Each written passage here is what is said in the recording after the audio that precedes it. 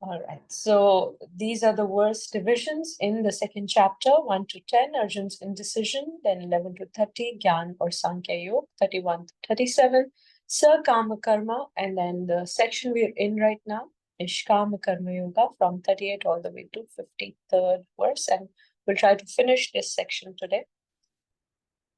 So the first reason Arjun gave compassion, I don't want to hurt them. Krishna answered from 11 to 30th verses, you cannot hurt them, soul is eternal. Enjoyment, how will I enjoy? 31 to 37th verses, Krishna's response, either you will be killed on the battlefield and attain the heavenly planets, then you'll enjoy there, or you will conquer and enjoy the earthly kingdom. So this is in a crux what the answer is, but it stretches from 31st to 37th verse, the response from Krishna for the reason of enjoyment. Then sin, again, it is in 2.33, and from 38 all the way to 53rd verse, Krishna's response, do your prescribed duty of fighting with detachment and be equipoised in dualities, then you will never incur sin. The fourth reason, the society will become degraded when all men are killed. Krishna answers in 45th and 46th, and then 3.24. Krishna says, go beyond the Vedas in a pure spiritual state, free from anxieties and gain and safety, and remain fixed on the soul. The purpose of the Vedas being happy can be served to one who knows the purpose behind the Vedas, that is, to know Krishna and attain supreme happiness. Confusion, whether I should conquer them or get conquered by them, Krishna answers in 2.41. Those who have one-pointed intelligence are resolute in purpose and their aim is one. So one of the verses we did in our last class, which we're trying to also memorize, Sukha dukkhe same kritva labha labho jaya jayo tato yuddhaya yujyasva naivam papam avapsisi.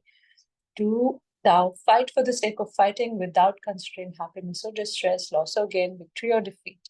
And by so doing, you will never incur sin.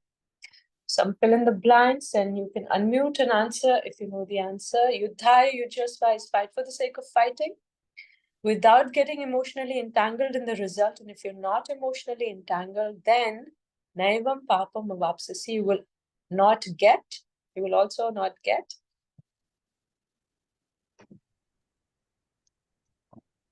sin. Sin, yes. So Haribol. yes. Thank you. Sin. So emotionally entangled, you will also not get karmically entangled. Not get sin. Till now, Krishna spoke about ascending to the heavens, but not about breaking free from matter itself. This is how Krishna is raising the dialogue to a higher level, because the goal is not just to avoid papa, it is to avoid all kinds of Papa and punya or karma bandhan. Point 40, neha vikramnashosti pratyavayo na vidyate swa alpam apyasya dharmasya trayate mahato bhayat. Swa alpam apyasya dharmasya is a little punya or papa. Little progress. A little bhakti. Progress on this path. A little Devotional service. progression on this Devotional path. Trayate mahato bhayat frees us from The greatest fear. biggest the greatest fear, yes, from the greatest fear. And the greatest fear is of losing the opportunity of spiritual consciousness or advancement in spiritual consciousness and fall back down in the cycle of repeated birth and death, or the degraded or the lower consciousness, which is animals and such. 41st to 46th verses, Vyavasayatika intelligence and Vedic karma kand. Krishna says, Vyavasayatmika buddhir ekeha kuru nandana bahushakha yanantasha buddhayo vyavasayana. That those who are on this path are resolute in purpose and their aim is one. O beloved child of the Gurus, the intelligence of those who are irresolute is many-branched. So what is the meaning of Vyavasaya?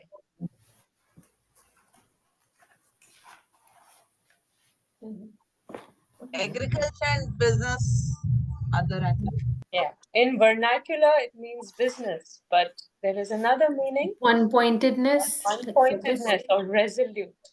Yes. Now Krishna is You are again the- telling how at the level of Karmakand, aiming for heavenly planets is not ideal for, since the Vedas consist of flowery words. Men of small knowledge are very much attached to the flowery words of the Vedas, which recommend various fruitive activities for elevation to heavenly planets, result in good birth, power, and so forth. Being desirous of sense gratification and opulent life, they say there is nothing more than this.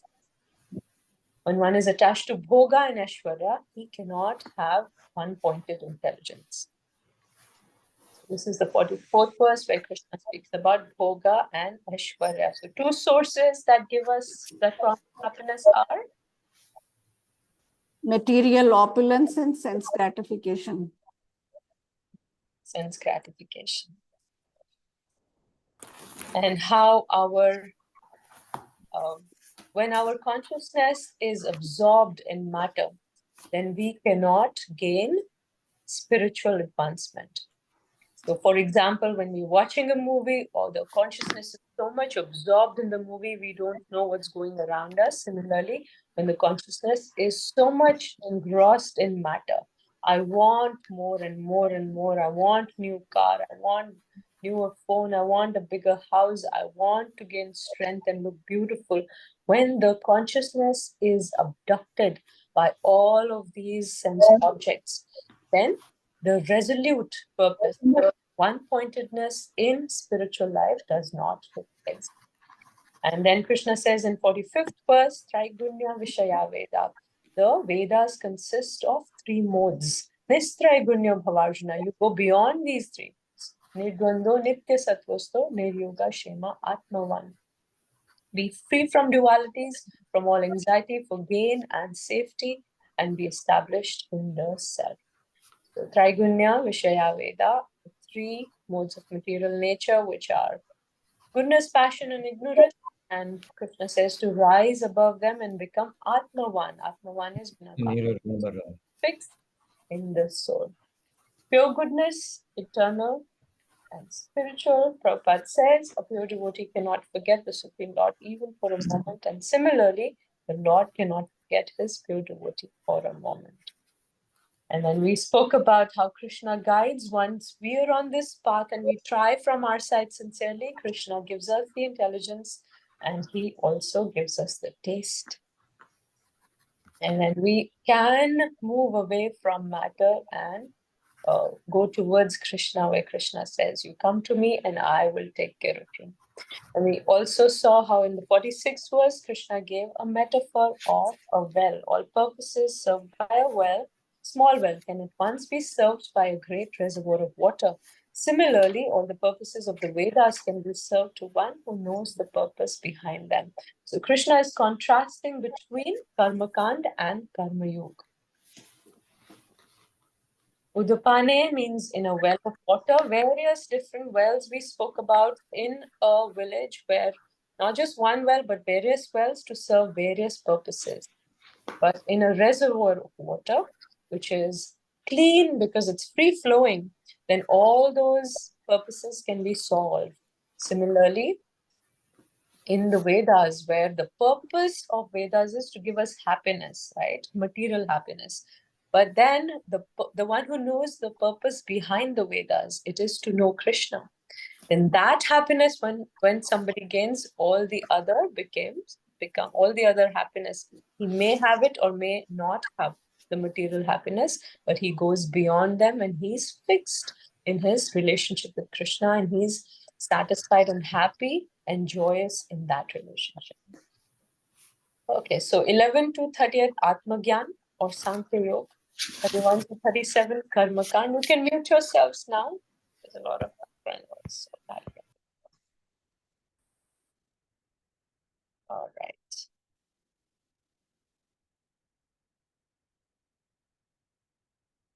And then 31st to 37th verses Karma Kand. And then 38 onwards Nishkama Karma Yoga. 47 to 49 is where Krishna speaks about acting in Nishkama Karma Yoga. And that's what we'll do today. So how to practice Nishkama Karma Yoga is 47 to 49 verses. And that's what we're taking up, and we'll go beyond that also, try to do more. So one of the most famous verses and most quoted verses from the Bhagavad Gita, let's all recite it together. Karmanyevadikaraste ma phaleshu kadachana ma karma phala heturbhur mate sangos karmani. Somebody can unmute and read the translation, please. You have a right to perform your prescribed duty, but you are not entitled to the fruits of action. Never consider yourself the cause of the results of your activities, and never be attached to not doing your duty. Hari Bol. Hari Bol. Thank you. 4 things Krishna is talking about over here, and we'll do 2.47 A, B, C, and D, right? A is the first line, B is the second line, like that. So let's see what Krishna is trying to talk about over here. So karmanye vadikaraste ma phaleshu kadachana ma karma phala heturbhur mate sangostva karmani. Karmanye vadikaraste, you have the right to do your duty. Ma phaleshu kadachana, but you do not have the right to the result of your action. Ma karma phala heturbhur, never consider yourself to be the hetu. Hetu is the cause. Because of me, this happened. So don't consider yourself to be the cause of the result. Mate sangos to karmani. Never be attached to not doing your duty. So let's look at all of these one at a time, and let's look at the all of them together first, and then we'll talk about each one of them. So we feel I have a responsibility to do my work, and I have a right to the result, right? So for example, when we are working, we get a salary.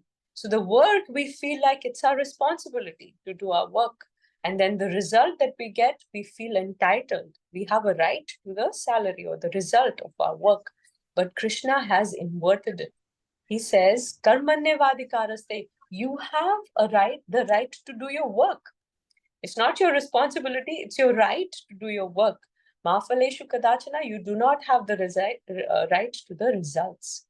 Then we might feel, but I worked, that's why the result came. And Krishna says, do not think yourself to be the cause of the result of your work. Then why should I work at all? One person might think. Krishna says, do not be attached to not working. So it's a beautiful verse, and we'll look at each line one at a time. Karmanye vadikaraste, you have the right to perform your prescribed duty. So according to our nature, we're inclined towards a particular type of work. We discussed that before. There are 4 types of natures, right, within which the Varna is divided. So according to our nature, Krishna says you have the right, you incline towards some nature, some kind of work, then you have the right to do that kind of work. But if we simply work according to our nature without the knowledge of the soul, then we will not rise to the spiritual nature. This is what Krishna means. He says we cannot change our nature, but we can change our motivation to do that kind of work. So knowledge that Krishna has already given, from which verse to which verse Krishna speaks about jnana?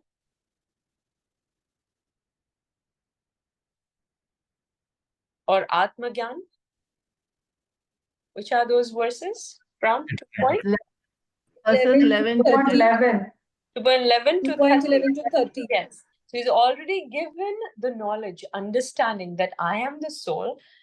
Then you work with that understanding. Whatever your nature is, whatever our nature is of working, you do your work with that understanding, then it becomes nishkama karma. You will not expect the result, because if we're at the bodily level, then we are expecting results. We want to enjoy the results. So work done with understanding. Then we know the purpose of action, which is not material gain. Then what is the purpose? There should be development of intelligence which leads us towards spirituality or illumination. And there should be self-purification. This should be the purpose of all our work done. So what do we have to purify from our karma? One is proprietorship mentality, that everything is mine. See the little child, I love this picture where the whole cake is mine and he's trying to down the whole cake. So proprietorship mentality, that whatever is around me, I want to, it is mine. I am the proprietor. And then what else do we need to purify from our karma? Controllership mentality, that I am the controller of all. And the third thing is enjoyership mentality, that everyone and everything is for my enjoyment and pleasure.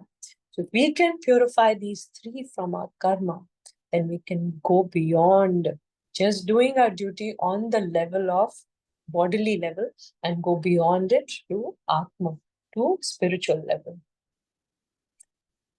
Ma Phaleshu Kadachana, you're not entitled to the fruit of your action. And how is that so? Do not work for the result, or let the result be the motive of your work. So for Arjuna, he might think, I'm standing here to fight in this battleground, right? Painstakingly, he has learned all the skills of archery. And he is looking for the result, right? He wants to win the war. But Krishna says, your motive for winning the war should be different, not just winning and enjoying the kingdom. It should be what? Motivation changes from enjoying the fruits and instead aiming for higher realization by working with detachment in a spirit of sacrifice, of contribution and selfless service to others and ultimately to God. Now, whether the results come or not, it frees us from the mental pressure of the results, which often distracts us from proper performance of our work itself. So if the consciousness is too much engrossed in the result, then also what happens when so these are the stages. First stage is karma kand. With attachment, we do our work. Then second stage comes where we are doing karma yoga, which purifies us. We're doing it not for the results, but for a higher purpose, because we are souls. The third stage comes when we realize, yes, we are souls, but we're also part of Krishna. That is the nature of the soul. That is the real position of the soul. And then we engage in bhakti yoga. May I rise above enjoying the fruit of my action may I rise above enjoying the fruit of my action and also rise above acting for purification. So, acting for Krishna's pleasure. So that is going beyond even thinking that I want to do my work and I want to purify myself by detaching from the results. That is a higher level. But higher than that is acting for Krishna's pleasure. Ma karmafal heturbhu. Never consider yourself to be the cause of the result of your activities. So again, Arjun might feel that I have the skills and I'm fighting. And because of me, we are winning this war. Because I am able to kill so many enemies, right? Krishna says, don't think yourself to be the cause of the result of your activities. What Krishna really means is, don't think that it is only you who's the cause of the result of your activities. There are factors beyond our control regarding the outcome of the action. An example is given for a student, right? We can go through this also. We should understand that our entire effort is important, but we should also know that there are other factors beyond our control. And what we were going to talk about was how a student, he studied really well and he went and he sat for the exams, did really well in the exams. But when the teacher is checking the examination, the answer sheet, maybe she's in a really bad mood and she doesn't give good grades. So it is not in the control of the student, right? The student did his or her best and did the exams. Or it can go the other way also. The student didn't do his ultimate best, but the teacher was in a really good mood and she gave really good marks. So there are factors beyond our control which contribute to the results. We sow the seeds, but God gives the rain. So if we just sow the seeds, we did our part, but there's no rain, then there will not be any crops. We give the interview, but the panel has to select us for the job. So do our best in studying and working towards getting the job, but then how we grade it and how we select it really depends on the panel. We write the answers, but the teacher gives the results. So recognizing that I'm not the only cause of the result of my work frees us from both pride when we succeed and dejection when the results don't come about. So see how Krishna has raised the level of the dialogue to such a higher consciousness where we just work to attain some result. But then when Krishna speaks about do work at the level of understanding of the soul, then it frees us so much that I'm a soul. I'm not here to just accumulate assets around me. I'm not just here to enjoy. There is a higher purpose in life. There is a purpose of purifying myself and connecting with the Supreme. And the last one, D, is te mate sangos karmani, and never be attached to not doing your duty. So all these things, I'm doing my work, but I'm not the reason of getting the results. I'm not the only reason. Then I also shouldn't be looking for, enjoying the results. Then why am I even working? But Krishna says, don't be attached to not doing your duty. So by avoiding our work, we cannot grow in wisdom and move onwards in our spiritual evolution. That student will become wise who works with the right motivation and gaining knowledge and detach from gaining marks. So, for example, the same example if we take of a student. One student is studying one day before the test, like mugging up everything so that he can get some results, get good grades and pass. But versus some student, the other student who from the beginning is trying to understand not just for gaining results, but for gaining knowledge. So the purpose is completely different. That student will become wise because he is studying to gain knowledge, to gain understanding. So this is how you see the first picture, trying to gain knowledge from the study matter that is given. Then giving the exams, the byproduct is he or she will get good grades anyway, because he or she has understood the matter. But that is not the only purpose to study. It is to gain wisdom. Yes, Deepa, Mataji. Mataji, please clarify. I didn't quite understand how doing our work helps us grow in wisdom towards spiritual evolution. So wisdom first, the wisdom Krishna has taught us for a human being is to understand we're not the body, we're the soul. Now, if we are the soul, then what kind of work should we be doing to raise that standard, or with the understanding that I'm the soul, now what kind of work should I be doing, right? If you get a new job and it's the first day, right? You go there and you ask, okay, what is my duty? They will tell you first you understand what your position is. Then we'll tell you what your responsibilities and your duties are. So your position is you're the assistant director in this company. And as assistant director, these are your duties and responsibilities. So Arjun wanted to know his dharma. What is my dharma? Krishna has started telling him, you want to know what your duty is, as what your dharma is, first understand who you are. You are the soul. Now, if I'm the soul, in that understanding, what are my duties? So if we work with the understanding that I am soul, I'm not the body, then the kind of work and the consciousness with which we'll do our work will elevate our consciousness to a spiritual level, because we're working at the spiritual understanding. Yeah. Okay. So the work becomes spiritualized. Yes, work becomes spiritualized when it is in connection with Krishna. Also, even if it's simply karma yoga, it is not in connection with God. Simply understanding I am a soul and I'm not the body, person becomes detached from the result. Whether the result comes or not, it's okay. But I want to gain in my spiritual advancement, right? That's why I'm working. I want to become wise in my spirit. I want to go deeper in understanding I'm a soul. So that way, He's spiritualizing. He becomes free from the bondage. Till now, Krishna has not introduced himself. So he's talking at the level of Karma Yoga right now. He's going to introduce himself, 2.61, the first verse in the Bhagavad Gita where he introduces himself. But as of now, because he has not introduced himself, we're understanding at the level of Karma Yoga how we should. Krishna says, Sukha dukhe same kritva labha labho jaya. Don't consider happiness, distress, right? Victory or gain. Just do your duty equipoised and you will not incur sin.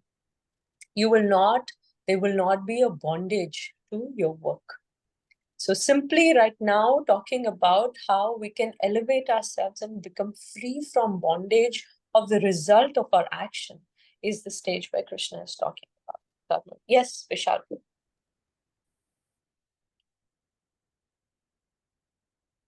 You can quickly unmute yourself. Yeah. So, Mataji, my question is that since in this verse, Krishna is actually saying that we are actually not responsible for the results of our actions. But let's say if in Bhagavad Gita, the Bhagavad Gita, since it has actually been categorized into three, like Bhakti Yoga, Karma Yoga, and Jnana Yoga. So, till the time we do not do our karma, how will we do the bhakti? And then how will we will gain our jnana? So first, Krishna in is case not if we saying, gain our knowledge also. I get your question. Krishna is not saying that because you're not the cause of your result, that's why I don't do your work. He didn't say that. He's saying do your work. Don't be attached to not doing your work. He is saying that within this verse only, right? So it's not that you're not the cause of your action. It is Krishna saying you're not the only cause. There are other causes. Okay. You are No, one of that's the okay. If we causes are the because cause, you are working, you are one of the causes, but you're not the only cause is what Krishna is saying. Yeah. okay. All right. Okay. Thank you. Thank you. Similarly, for Arjuna, being detached from the result of gaining kingdom, which is attachment, or avoiding killing his relatives, which is aversion. Aversion is also one of a kind of attachment only, because of which he didn't want to fight. So rather just fight as his duty, being a Kshatriya and a spirit of service, he will surely grow in wisdom and realization. His act won't be cause of bondage. Instead, it will be an auspicious path to liberation. So by doing the work of God, we become pure, we become liberated, and we rise above the material level. And there's some examples from our scriptures. We should not be lazy and try to do our best. Jatayu also, old age. At that age, he also did his best, right? He didn't think, okay, let me just not fight with Ravana. I'll give the message that he's taking him, Mother Sita, to in that direction. I'll be alive and I can give this message. No, he did his duty of fighting and trying to stop Ravana. Rama was so pleased with Jatayu, he sent Jatayu to Vaikuntha. So Jatayu was defeated in battle against Ravana. So although he didn't succeed, it wasn't his victory, but still, at the spiritual level, he had attained victory because he had attained the love of God and went back to Vaikuntha. The squirrel in Rama's pastimes, we know how he was really tiny, and the monkeys were, taking big stones and trying to make the bridge, but the squirrel, being really small, couldn't pick up the stones or the, big boulders. What she was doing, just rolling in the sand and then going in the water. So all those sand particles were also going and collecting. And this was her contribution in building the bridge. So she felt it her duty, her work,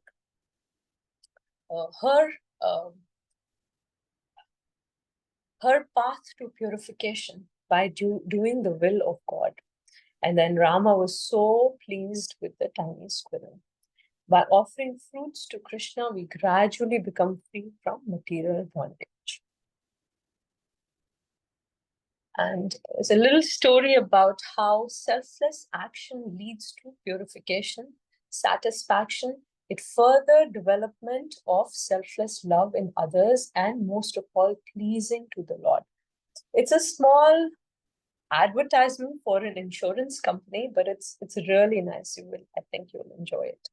So here is this person you see in the picture, short video you can watch, how this person throughout the day works selflessly in the service of others. He also prays to God. You'll see that there's a little part where, because this is, Asian place, an Asian company, there's a little part where he's eating meat also. Please ignore that. We're just, the principle that we're following is how selfless he is in his day-to-day activities, and how pleasing that becomes to others, and how it changes others' heart also. So let's watch this quick. 3 minutes.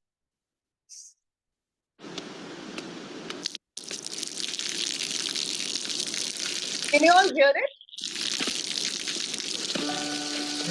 Yes. Yes, Mataji.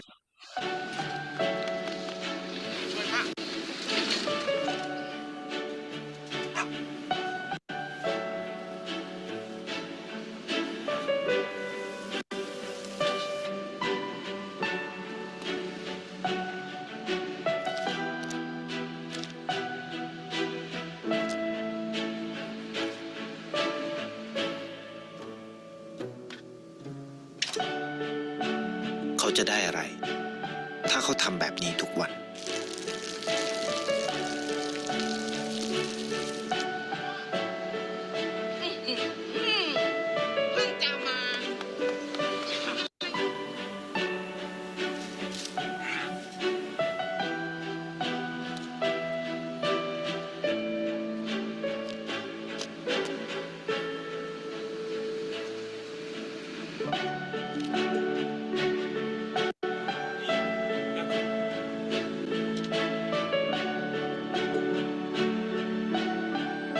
เขาจะไม่ได้อะไรเลย ไม่ได้รวยขึ้น ไม่ได้ออกทีวี ไม่มีใครรู้จัก ไม่ได้มีชื่อเสียงที่มากขึ้น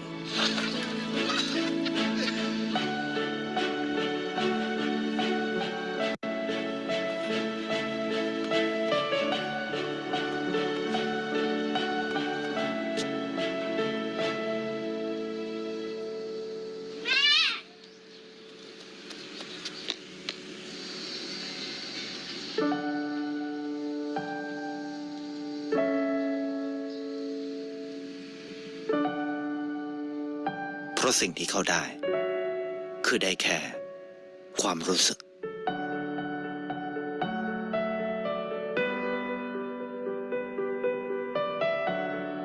ได้เห็นความสุข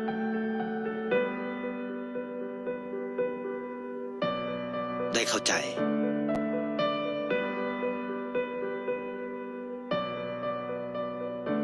ได้ความรัก ได้ในสิ่งที่เงินซื้อไม่ได้ ได้โลกที่สวยงามกว่าเดิม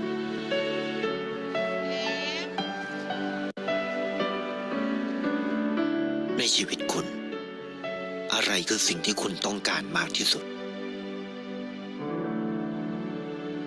ไทยประกันชีวิตเชื่อในความดี ได้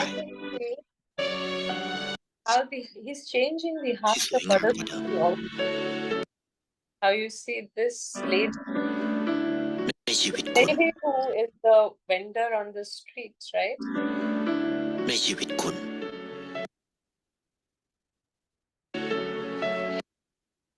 Over here, if you see, this lady who was the vendor, she is giving some extra, and that is what surprises the person also. I'll turn this on and you'll see how the person looks at the lady with a surprise, because she has given whatever money the lady who's buying has given, but the lady who's the vendor, she's giving more than what was expected by the person who's buying. So that is what surprises the person, but it's no surprise, because the heart of the vendor also has changed. She has become more giving and more loving. See. ที่สวยงามกว่าเดิม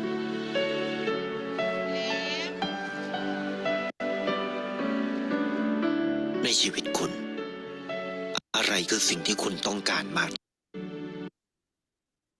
So we see how doing karma without expectation of any result leads to so much purification and loving emotions and being able to change other people's hearts also. So we go to the next verse, which is also one of the verses that we can try to memorize, which is a definition of yoga that Krishna is giving. So you can all recite with me. Yoga sthaha kuru karmani sangam tyaktva dhananjaya siddhya siddha samo bhutva samatvam Perform your duty equipoised, O Arjuna, abandoning all attachment to success or failure. Such equanimity is called yoga. So for us, the understanding of yoga is that, a connection with the Supreme. But here Krishna is saying the equanimity in success or failure is what yoga is, because that leads to a higher consciousness, and with that consciousness we can connect with Krishna. So yoga sakuru karmani, perform your duty equipoised, sangam tyaktva dhananjaya, abandoning the attachments, siddhya siddhyo samo bhutva, remain the same in happiness or distress, success or failure, samatvam yoga uchyate, that equanimity is called yoga. So there are two sources of distractions in this material world. One is excited in happiness, or we are downhearted in sorrow. And Krishna is raising our consciousness. He's saying whether it's siddhi or is asiddhya, then which is success or failure, because success will give us hope that material things will give us pleasure, and failure is the fear that losing them will cause great pain. So Krishna is saying, rise above both of these. The consciousness caught in material things cannot perceive spiritual, leave alone pursue it. So a person who's so much caught up in this worldly success and failure, gaining and fear of the pain that one will get when the things are taken away. So because of this, the person is so much caught up that he cannot perceive the spiritual aspect. For example, a little child, if you see the emotions of the child, his sand castle is being broken, and look at how much pain the child is going through, because that is the purpose. There's no other responsibility in life. His whole and soul, consciousness was there in building this beautiful castle, and now it's broken. His heart is broken, and he's like, there's nothing more now in life. For him, that's all in all. But as the child grows, he doesn't take the game so seriously, right? Similarly, when a person grows spiritually, one stops taking material things so seriously and uses one's consciousness to focus on what is eternal. Equanimity is what enables our consciousness to perceive and pursue higher spiritual reality. We don't get too excited when there is gain, and we don't get too agitated when there is pain or fear. And we spoke about this example earlier. When we're driving a car, we don't want to look here and there whether the scenery is really beautiful or it's a beautiful, lake with wonderful lotus flowers. We cannot look at the scenery too long, because we have to reach a destination. We might get into an accident also. So everything, we have to understand, everything in this world is temporary. So we should focus on what is permanent. The lotus flower also, the lotus leaf, we see how the example is given in our Shastras. A drop on the lotus leaf just slips away, right? So this material world is like that. The assets that we gain and the relationships that we have, it's very flickery, it's very temporary. So Another example is given of a banker. A banker, when he's working, many times customers come and give a lot of money, right, to be deposited in that account, their account. The banker doesn't become so much happy, okay, I'm getting this much money. It is the bank's money or the customer's money where he can come back and take it anytime. Or if he has to, there is a person who comes and withdraws a lot of money, then the banker doesn't become sad because it's not his at all. So for us, if we can take that example and apply that principle in our life, whether the gains that we get are not ours at all, it is Krishna's. He's giving us to be engaged in his service. And whether when we lose some assets, it wasn't ours anyway. So why are we so depressed and so sad? So I want to work in Krishna's account where we do not get too agitated with success and failure, gains and defeat. May I rise above the expectation for fruit and work for Krishna's happiness. In the purport, Prabhupada says, gain or victory are Krishna's concern. Arjuna is simply advised to act according to the dictation of Krishna. Yoga means to concentrate the mind upon the Supreme by controlling the ever-disturbing senses. And you can read the notes. We just discussed all this. Next one. Durena hi avaram karma buddhi yoga dhananjaya buddho sharanam vicha kripanaha palahetavaha. So durena hi avaram karma. Keep avaram karma. Avaram is abominable activities. So let's see the translation. O Dhananjaya, keep all abominable activities far distant by devotional service, and in that consciousness surrender unto the Lord. Those who want to enjoy the fruit of their work are misers. So Krishna says, Durena hi avaram karma, keep far distant, dur, avaram karma, which is abominable work. Buddhi yoga Dhananjaya, using your buddhi yoga, take shelter of buddhi yoga, buddho sharanam anvicha, take shelter of buddhi yoga and keep all abominable work far distant. Kripana phalahetava, those who want to enjoy the fruit of their work are kripanas, they are misers. So how big is big enough? People want bigger house, right? No material gain can give us complete satisfaction. And craving something that will never ultimately satisfy us shows that we are not wise about our desires. What is it that we should be desiring? Krishna is teaching us what is it that we should be desiring and what is it that we should not be too caught up in the material world. So, Kripana phalahetava, misers who seek the fruit of their work. Materially, if you think of what is a miser, he has all the wealth. But because there's so much attachment to wealth, it blinds them. They don't know how to use it wisely, whether to give charity. They are so much caught up in keeping it for themselves. They cannot even use it in good use. For example, investing the money. So these are misers. Similarly, spiritually, a person is a miser when they have the resources. This human birth that we have been given, we have the intelligence to go beyond the matter and come to a spiritual level. But the capacity for spiritual realization is there. But because of excessive attachment to matter, I want that, I want this, and I want to enjoy like this, it blinds them to gain anything higher, and they cheat themselves of eternal results. This human life that we have got, although it is temporary, it can give us eternal results. So we can either choose infinite desires or we can desire the will of the infinite. The highest wisdom lies in redirecting our desires towards Krishna. So Buddhi Yoga, preliminary stages, I'm not this body, I'm a soul, and acting at the level of the soul. And advanced stages, I'm a part of Krishna and acting to please Krishna, which essentially becomes Bhakti Yoga. That's why many places Prabhupada has translated Karma Yoga or Buddhi Yoga to Bhakti Yoga itself. Because if you see, at the stage of Bhakti Yoga, Buddhi Yoga, when we know that we are part of Krishna and we work with that understanding, it becomes Bhakti Yoga only. You can read all this later.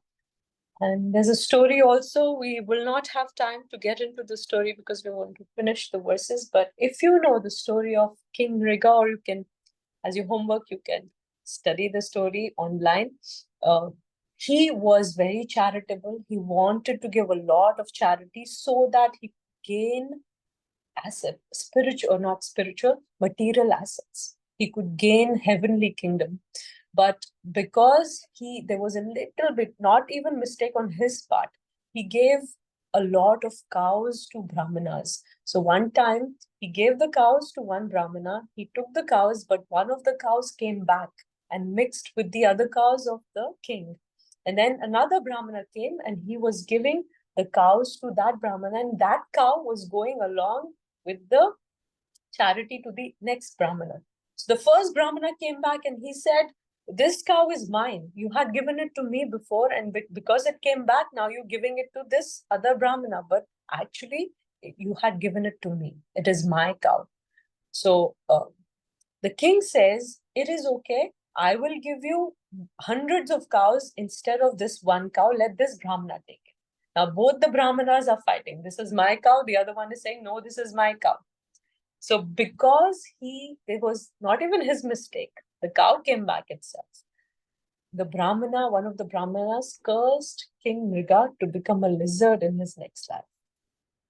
So this really happened. And then, was liberated by Krishna. So he understood that I was doing charity, but it was for my benefit. I wasn't doing my work of giving charity for Krishna's purpose.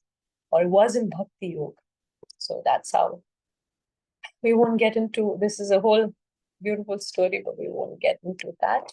We'll come to our next verse, which is the 50th verse, and we'll start from there. So in 50th verse, Krishna says, he gives one more definition of yoga. He says, Buddhi yukto jahati te ubhe sukrite duskrite tasmad yogaya yujasva yoga karmasu kaushalam. So yoga karmasu kaushalam, he says, it's an art. Yoga is an art. A man engaged in devotional service rids himself of both good and bad reactions, even in this life. Therefore, strive for yoga, which is the art of all work. How is yoga an art? So first, let's understand good work and bad work are both binding. So example is the charitable Mriga, even charitable Karna. Whatever they did to give charity, a lot of charity, because it was good work but not spiritual, there was a bondage there. Who did charity on their own account, not on Lord's account. For example, people like to give a lot of donation. They like to give books in donation. So what happens? It is pious credit that they accumulate, and in their next life, they become maybe a factory owner of a big, large printing press, or they give a lot of charity of water. Then in their next life, they will never be, there will never be a time where there's a scarcity of water for them. Maybe they're living next to a reservoir of water, big reservoir of water, like that. Whatever good credits that we accumulate will give us pious results in our next life. But if we work for Krishna, so here also there is food distribution, but it is the prasadam distribution offered to Krishna first. So that becomes a whole different level. It becomes spiritual, and there is no bondage to that work. So even if we're doing charity, there is no going to Swarga and getting there. It becomes a karma. It becomes beyond goodness. It becomes spiritual and at the level of pure goodness. So yoga is an art. Why? Because connection with the Supreme requires expertise. There are external circumstances which change our consciousness. Somebody has said something, or some fight has happened, because of which there's internal circumstances also. Emotions are, go up and down. Our consciousness changes. So therefore, yoga is an art because it's dynamic. It's not mechanical.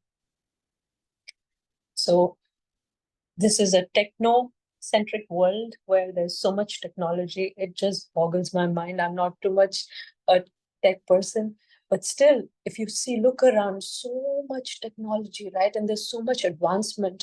How can we stay Krishna conscious? This is just a small example because of, how our consciousness changes in this world of technology, then that's where our expertise comes, our creativity comes. How can we remain Krishna conscious? Some people love to hear bhajans. Some love to chant verses or recite verses. Some love to do kirtan. Some love to read. So wherever there is a little time, people, you utilize that time. Even while working, some people have the liberty. I've heard people who are in software, they have the liberty to, listen to whatever they want, and then they can keep working. So connection with the Supreme requires expertise. How devotees spend their day reading Bhagavad Gita, taking darshan, listening to Prabhupada's lectures or other gurus' lectures, talking about Krishna, chanting their rounds, listening to Krishna bhajans or reciting verses. This is where our whatever our nature is, the way we feel we're connecting with Krishna really nicely, we love to do all those, or we include all those aspects in our day-to-day life. So connection with the Supreme requires expertise. How we can spiritualize all that we do and express our devotion according to our situation, inclination, and inspiration.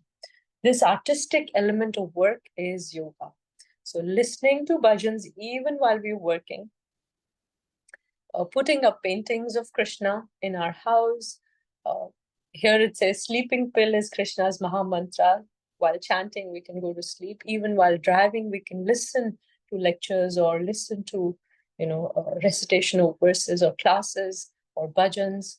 And the kirtan is there for sure. And so many other things we can be creative. So how we see the hand of Krishna and see Krishna connection in whatever we do is also an art. 51st verse, Karmajam buddhi yuktahi phalam tyaktva manishinaha janma bandha vinirmuktaha padam gachanti anamayam. Somebody can read the translation quickly. By thus engaging in devotional service to the Lord, great sages or devotees free themselves from the results of work in the material world. In this way, they become free from the cycle of birth and death and attain the state beyond all miseries by going back to Godhead. So by thus engaging devotional service of the Lord, great sages or manishina, man, ish is Ishwar and man is mind or heart, right? People who are controllers of the mind, they free themselves from the result of work in this material world. So for the first time, Krishna explicitly mentions a place that is eternal abode. Anamayam, he says. You will reach that destination which is eternal, free of all miseries. Destination like the living entity's eternal nature, because as a soul, we are also eternal. So we want to go to a place which is also eternal, right? We don't want to come back to this temporary world or go to temporary Swarga. We want to go to Golok Vrindavan. So for getting there, what does the soul need to do? Connect their fruit of work with the Lord, thereby spiritualizing it, controlling the mind, become detached from the fruit. They become thoroughly liberated, free from bondage, and attain a destination beyond miseries. This is what Krishna has said. So 42nd and 43rd verse, Krishna said, those who aim for heaven are avipashchitaha. They are men with poor fund of knowledge. They want to go to heaven, enjoy there. That's why they have poor fund of knowledge. But today's verse, right now, 51st verse, Krishna says, those who aim for place beyond miseries are manishina. So avipashchita, and today he's saying, manishina are those sages who are controllers of mind, who want to go beyond these places of misery. Misery because even in Swarga, it's temporary and we have to come back on earth. Krishna has raised the level of discussion so much higher while keeping the course of action for Arjuna consistently the same. So first he said, fight based on profit and loss calculation, right? Sakama karma from 31st to 37th verses. Do your duty. You will go to heaven if you're killed, or you attain this worldly kingdom and you enjoy here. Both ways you will enjoy, gain. That was Sakama karma at a lower level. Then he was raising the conversation on a higher platform, going to a higher going to higher principles. Fight being equipoised in profit and loss, which was 2.38, Sukha Dukkhe Same Kritva. That way you won't get sinful reactions. But our goal in life is not just to stay misery-free, but to be joyful. And now Krishna says, you with Buddhi Yoga, be detached from your work and attain destination, which is eternal and free from all miseries, which is the eternal abode. And how that abode is his, he's going to talk about that later. So this is a verse that Prabhupada has quoted from the Bhagavatam 10th canto. For the one who has accepted the boat of the lotus feet of Lord, who is shelter of the cosmic manifestation and is famous as Mukunda, or the giver of liberation, the ocean of material world is like the water contained in the hoof of a calf. Pada Parama Padam, or the place where there is no material sorrow or Vaikuntha, is his goal, not the place where there is danger at every step of life. The second verse, Yadate moha kalilam buddhir vyakti tarishyati tadagantasi nipedam shrotavasya shrutasya cha. Somebody can read the translation, please. When Your your intelligence intelligence has passed out of the dense forest of delusion, you shall become indifferent to all that has been heard and all that is to be heard. So when your intelligence has passed out of dense forest of delusion, again, Krishna is bringing a metaphor from the nature, right? He's comparing, what is he comparing the forest of delusion with? Kalilam. He says, come to Krishna is again giving metaphor, which is a dense forest, or Kalilam, to help Arjun go beyond Karma Kand. So in a forest, if you see where there are so many directions you can go to, right? A person can get lost really quickly. There are unclear pathways. A traveler gets easily distracted and he gets lost from his path.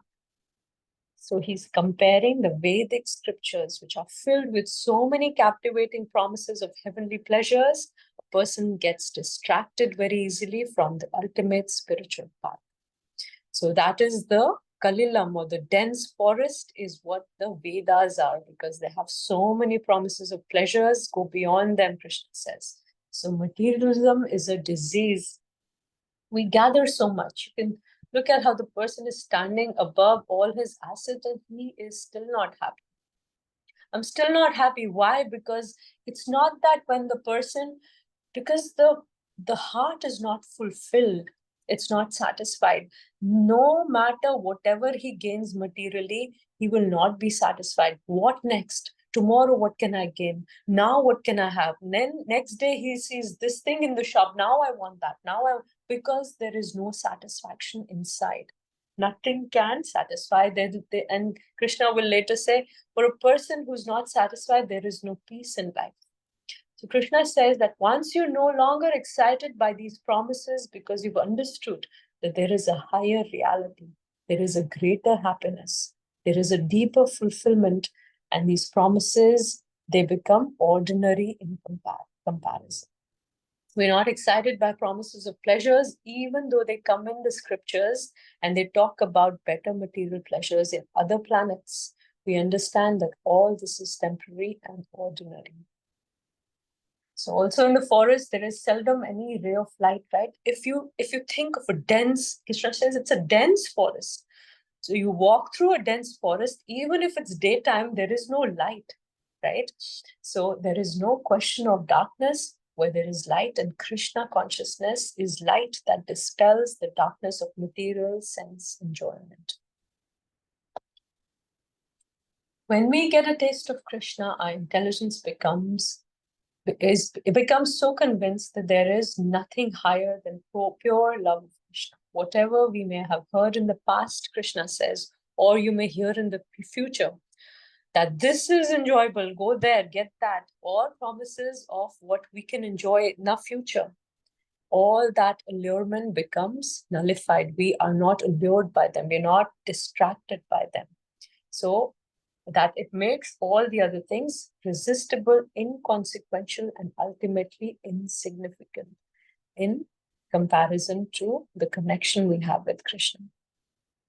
Prabhupada says, if one can reach the platform of understanding by service of the Supreme Lord Krishna, he has no longer to execute different types of penances and sacrifices as recommended in the revealed scriptures. And similarly, if one has not understood the purpose of the Vedas is to reach Krishna and simply engages in rituals, etc., then he is uselessly wasting time in such engagements. Last verse. Shruti viprati pannate yada sthayati nischala samadhavachala buddhis tada yogam avapsyasi. Somebody can read the translation. When your mind is no longer disturbed by the flowery language of the Vedas, and when it remains fixed in the trance of self-realization, then you will have attained the divine consciousness. Thank you. Hare Krishna. Hare Krishna. When one has no higher taste, then resisting temptations seems like deprivation. And here you see, what is the example? This Rishi who was enamored by this damsel from heavens. Anybody knows? What is the Vishwamitra. Vishwamitra. Vishwamitra Muni, and the damsel is Menaka. He could not be Menaka. right. But when we realize that there may be some pleasure in the material things, but that pleasure is so flickering and temporary and it takes us away from our goal, then we follow the higher principle, persistent absorption. After enjoying with Menaka for so many years, he did realize that I've wasted so much time, and he went back to his meditation. Then Rambha came and he got so angry that he burnt her with his, then he used all that tejas that he had accumulated through his meditation. He used that, and that was destroyed because of his anger. But then again, he realized that he shouldn't get lusty or angry. And then again, he absorbed himself. So, but for a person who is from the beginning engaged in bhakti yoga, for him, he gets some taste in that absorption, and one starts seeing temptations as distractions. And what is this that you see on the screen? Who is this? Anybody? Namacharya Haridas. Haridas. When the prostitute came, he saw that not as temptation, but as distraction. When the pious pleasures of the Vedas do not distract one from his path and one remains undisturbed and absorbed, one is not allured to anything. And we're anchored in Krishna consciousness. You'll see, even if the wind of distractions come, because there's an anchor, the ship cannot go far away because of that anchoring. So when we engage in Krishna consciousness, no material desires or heavenly pleasures can move us. And Prabhupada says to say that one is in samadhi is to say that one has fully realized Krishna consciousness. That is, one is in full samadhi. Because Krishna says, samadho na vidhiyate. Samadhi has realized Brahman, Paramatma, and Bhagavan. So 5 benefits of acting in Buddhi Yoga, Krishna speaks about from the 50th verse to 53rd. And then in the end, the last verse of this chapter, he says, you get freedom from good and bad reactions, freedom from cycle of birth and death, indifference to Vedic rituals, realization of spiritual relationship with Krishna as eternal servitor, which is Samadhi, the 3rd verse. And 72nd verse, Krishna will speak about going back to Godhead. So today's activity, we're going to divide in breakout rooms. What does it mean to have a higher taste? What is the mentality of a devotee who has given up sense enjoyment? And then we draw a picture of a time when we experience happiness in Krishna consciousness, explain the experience to the class. So I'll keep this screen on, and I'll also